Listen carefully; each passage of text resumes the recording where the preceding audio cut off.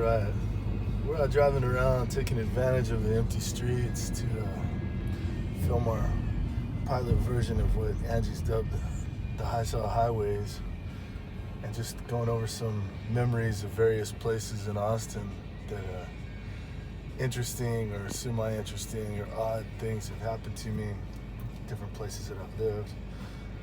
And we're on North Lamar right now, and which brought back a memory of when I was bricking houses for these guys back in 1993, and I was living at this place on North Loop, a little one bedroom, or actually one room apartment on North Loop, and I had, on my 22nd birthday, my Oldsmobile, the brakes were bad in my Oldsmobile, and I wrecked my Oldsmobile into my own apartment when the brakes went out, which is a story unto itself.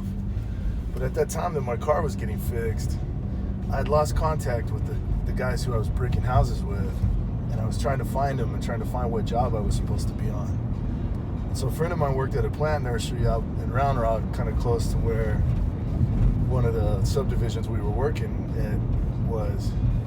And I hitched a ride out there, and it turned out the guys I was working with weren't there. They were working in South Austin. So I started walking down a country road. That whole area of East Round Rock was totally different back then. It was all country roads and connected farms.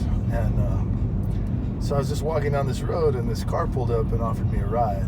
And it was a priest. And that seemed like a pretty safe bet for a ride. So I got in the car with him, and he asked me where I was going.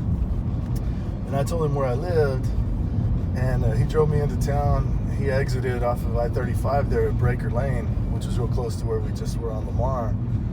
And as we were going down Lamar, headed towards North Loop, he took an abrupt right-hand turn right here on Kramer Lane.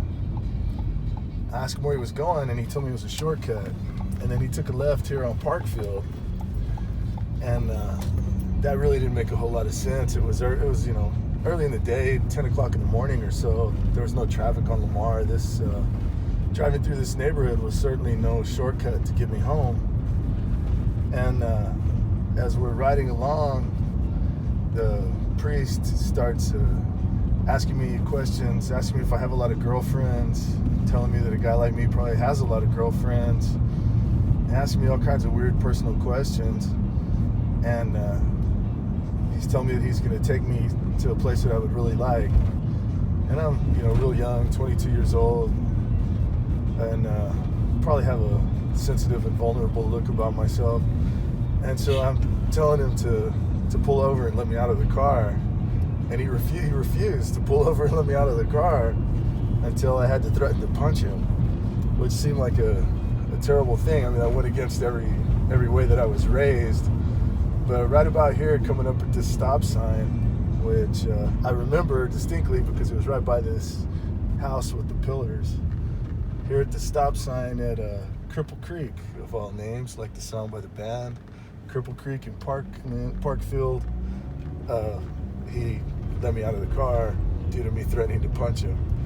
And because of that story, when I told Angie about that story, she dubbed me a photograph that I had of myself from back.